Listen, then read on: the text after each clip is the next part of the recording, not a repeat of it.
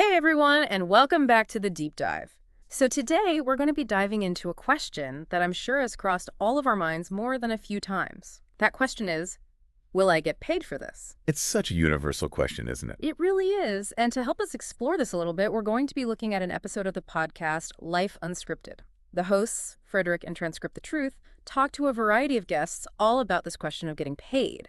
And what's so interesting is that it's not just about literally getting a paycheck. Exactly. It goes deeper than that. It's about feeling valued for your efforts, you know, whether it's at work, in relationships, in your creative pursuits, Yeah. that feeling of being appreciated for what you bring to the table. And in the podcast, they talk to people from all walks of life, right? They have Mhm. traditional employees, freelancers, artists, students, even caregivers. Like, it's a really diverse group of people, and they all seem to share this underlying anxiety about, feeling valued and adequately compensated. Which makes sense. I mean, it really gets to the core of our self-worth, doesn't it? Totally. And Frederick, one of the hosts, he kicks off the episode by pointing out how even people in stable 9 to 5 jobs, they still sometimes wonder if their skills are truly valued by their employers. Oh, absolutely. Like, am I really making a difference here, or am I just another cog in the wheel? And then Transcript the Truth, she adds a really personal touch to the conversation. She actually talks about her own experience with trying to monetize her work as a content creator. And she gets kind of emotional, Yeah. talking about the pressure she feels to generate income from her YouTube channel and everything. Yeah, it's like this vulnerability she shows. I think it's something a lot of people, especially creators, can relate to. Totally. Especially in today's digital world. Mhm. Trying to build a following, monetize content, it can feel like a constant uphill battle. Absolutely. And later in the podcast, Frederick actually uses this analogy that I thought was brilliant. He compares the feeling of not knowing if you're going to get paid for your work to being in a one-sided relationship. Whoa, that's a powerful comparison. Right. Like, you're putting in all this time, energy, your emotions even. And if you're not getting anything back in return, whether it's recognition or compensation, it can start to feel like you're being taken advantage of, right? For sure. And that feeling resonates with so many different types of work too. Think about freelancers who are always chasing down late payments, Mhm. or caregivers who are providing essential support to their families, but they're not getting paid for it.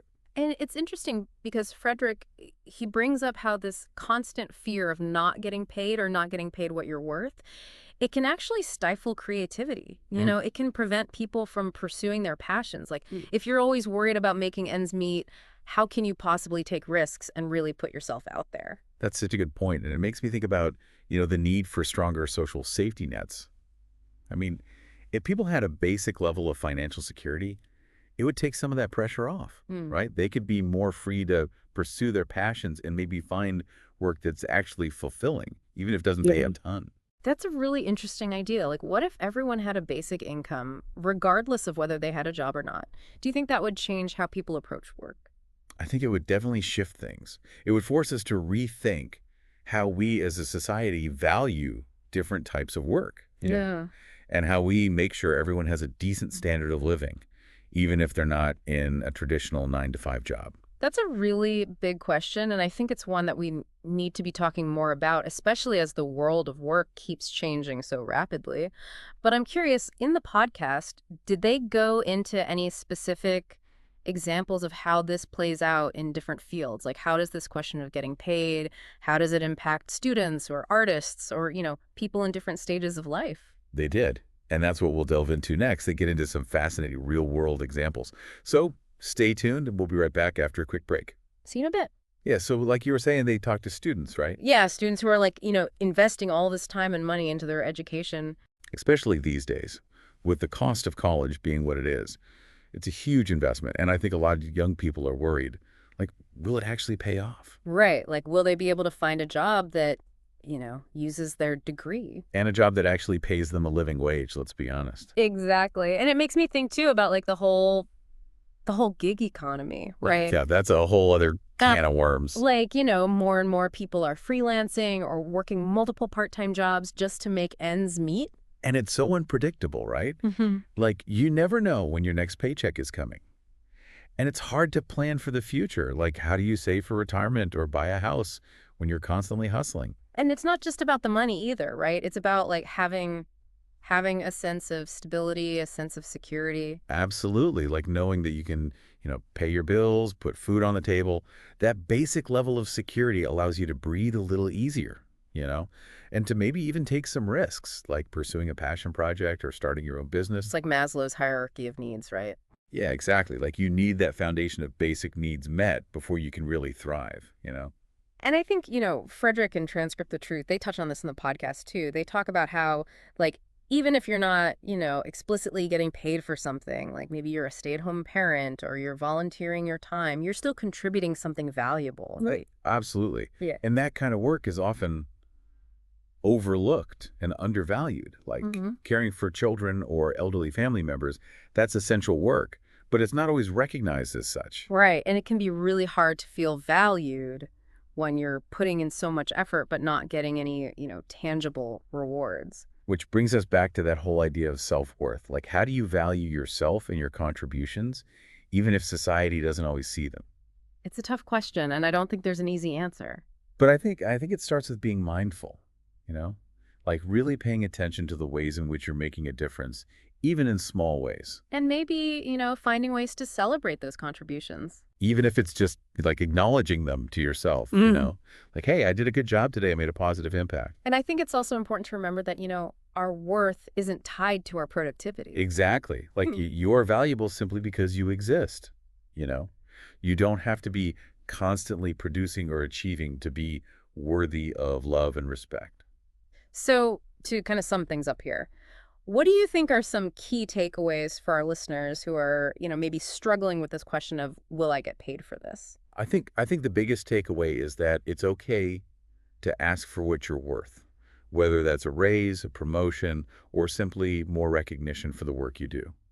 And it's okay to walk away from situations that aren't serving you. Like if you're in a job that's draining you and not paying you what you deserve, don't be afraid to move on and find something better. Your time and energy are precious, and you should be spending them on things that, make you feel valued and fulfilled. And I think it's also important to remember that you're not alone in this. So many people are grappling with these same questions. And there are resources out there, like communities and organizations that can support you. So don't be afraid to reach out and ask for help if you need it. All right, so as we wrap up this deep dive, I'm curious, what are some of the ways that you personally, feel valued in your work and in your life? Ooh, that's a great question.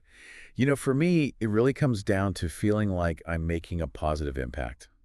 Like whether it's through my work or my relationships or even just like random acts of kindness, when I feel like I'm contributing something positive to the world, that's when I feel most valued. I love that. It's like, it's not about the external validation, it's about that internal sense of purpose and meaning. Exactly. And Yeah. for me, that sense of purpose comes from helping others. Right. Like when I can use my skills and knowledge to make someone else's life a little bit easier or brighter, that's what really fills my cup. It's beautiful. And I think it speaks to something really important. Like, we all have unique gifts and talents that we can share with the world. And when we find ways to use those gifts in service of others, it not only benefits them, but it also brings us a sense of deep satisfaction and fulfillment. And I think that's a really powerful message to end on. So, to our listeners, we encourage you to reflect on the ways in which you feel valued and to think about how you can use your unique gifts to make a positive impact on the world. And remember, you are worthy simply because you are you. And your contributions, big or small, are valuable and deserve to be recognized. Thanks for joining us on this deep dive into the question of value and compensation. We hope it's given you some food for thought. Until next time, keep exploring, keep learning, and keep diving deep. It is a really big question, isn't it? But I think even just having this conversation is a good first step. For sure, like, it gets people thinking about these issues and, maybe it sparks some new ideas, some creative solutions. Definitely. And in the podcast, they talk about how, Yeah. it's not just about getting paid financially. It's also about feeling valued emotionally. Right, like, it's about respect, appreciation, feeling like your contributions actually matter. Exactly, and I think that's something we all crave. Absolutely.